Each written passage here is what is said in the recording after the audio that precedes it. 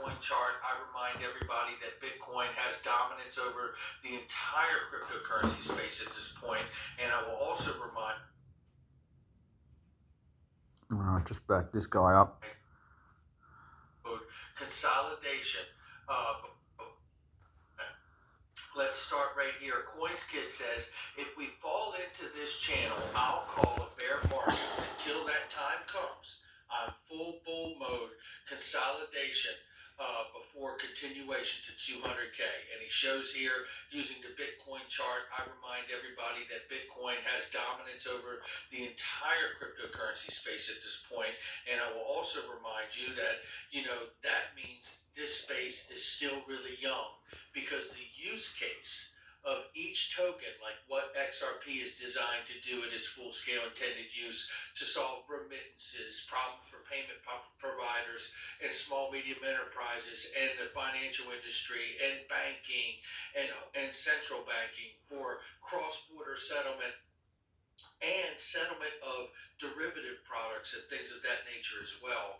That's the full-scale use intention for XRP. We are not even close to being there yet. So this is a really, really exciting market at this point, and kudos to CoinsKid, who's amazing, telling us what's going on with Bitcoin being dominant in the market at this point, regardless of what we know about it, until we see use case step forward and become the new watermark for what utility is brought to each network will be represented and reflective in the price of that asset. Can't wait for that moment. Until then, this is Bitcoin really getting another tongue lashing here from the former Dallas Fed president, Richard Fisher. Listen to this 38 seconds here. Okay, Richard, final question for you. Paul Tudor Jones says that 5% of your wealth should be in Bitcoin today. It says 5% should be in gold. What do you think of that? Well, I've always felt, and I've stated for a long time, Bitcoin's a purely speculative medium, has no underlying value. We know now that the Feds can break in so much for anonymity, all that kind of stuff. And I really think it's a purely speculative medium. Some people are good at it. But for the average investor, I think it's a risk medium. And there you have it. That's all you need to know. And truthfully, everything is spot on in that. And it is a speculative asset, right?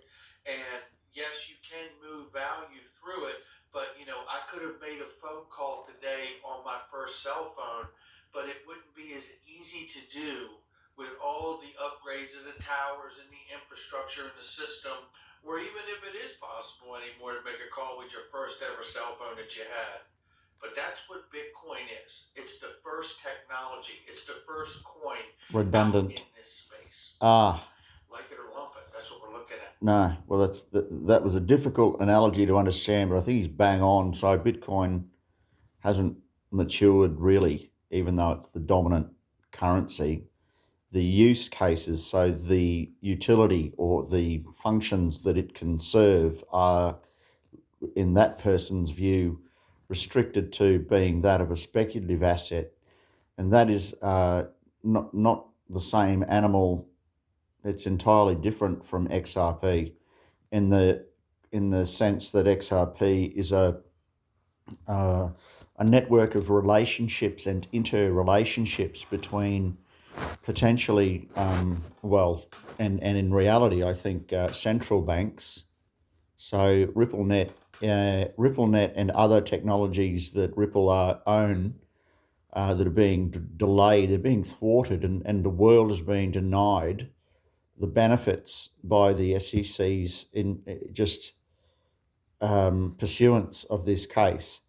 So XRP is not the same animal as Bitcoin by any stretch, because it is a network of interrelationships, and those relationships are system-based through a common protocol and communication protocol, much like SWIFT in the days of MT202s and MT203s for settlement and confirmation, payment. I think they were payment mechanisms, weren't they? Those that were in settlements back in the day, no. So those were protocols so that messaging was standardized, and commoditized in a sense, and back office systems could read those messages. But things have evolved to bypass the requirement for that. Now it's instantaneous through blockchain technology to have virtually instantaneous settlements without the nostro vostro relationships required to be in place. Netting, payment consolidation, that type of stuff. None of those things are now required if there's a common bridging asset, which XRP stands to become once the SEC have stopped, denying the world cross-border, frictionless, relatively speaking, green. What sort of power consumption does it take currently with the existing? Where are the stats? Where's the chart on CNBC about how much does it cost to run? How relatively green or otherwise is the SWIFT payment system compared to an XRP or a Bitcoin and so on? So is there a case for a green payment system, given the amount of fossil fuel gets consumed by computer processing power in data centers and what it costs in terms of energy to run the infrastructure, right?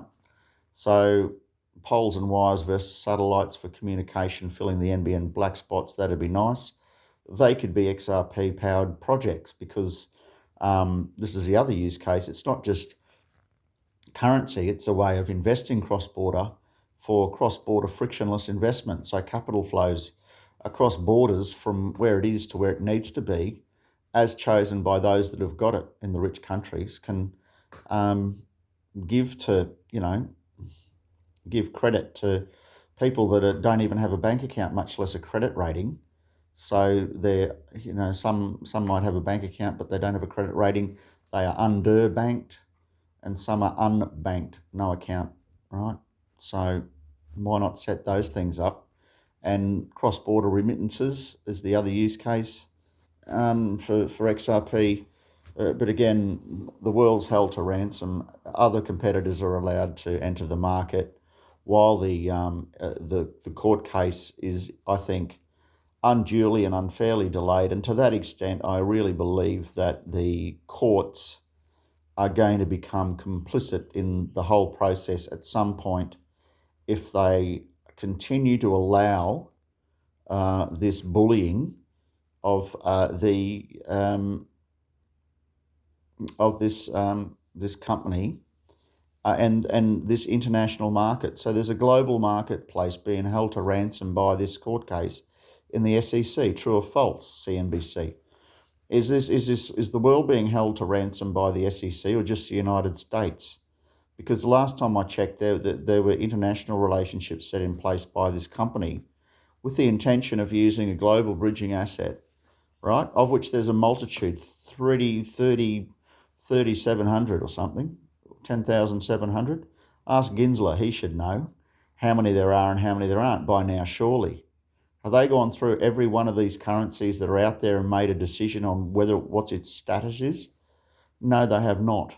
They've only brought about this malicious and I think vexatious litigation against Ripple. There's two founding members of Ripple, and it's created that much volatility in the marketplace. And ironically, one of the criticisms of SEC, it suits the SEC to have this thing acting in a volatile manner, because that's one of their arguments somehow, I think, in the case. So they're creating volatility that's impacting those outside their jurisdiction of the United States, Australia. People have been cut in half because of this delay in the court case. And I think it's got to stop, because I think that they've breached their jurisdiction. There's certainly their influence, or they're going to get on their digs and go, no, well, we'll do whatever we want. We're America.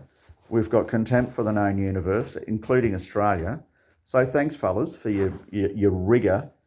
But I'm trying to power this project here with XRP for you know, and I can't, I'm not able to get cross-border funding at the moment because the uncertainty around XRP and the delays in the credit that would otherwise be available, right?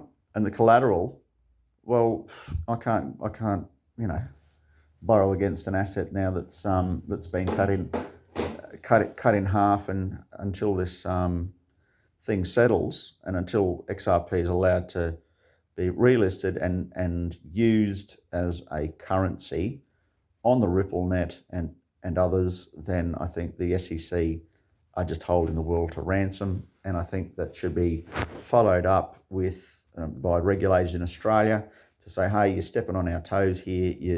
You know, you're creating too much volatility. Back off. You know, or someone might say, all right, SEC, we know what you're doing. You're trying to empty the pockets of the founders of Ripple. We're going to offset that pain with the GoFundMe page to make sure that the SEC is held to account for being negligent. They've been silent for 8 years.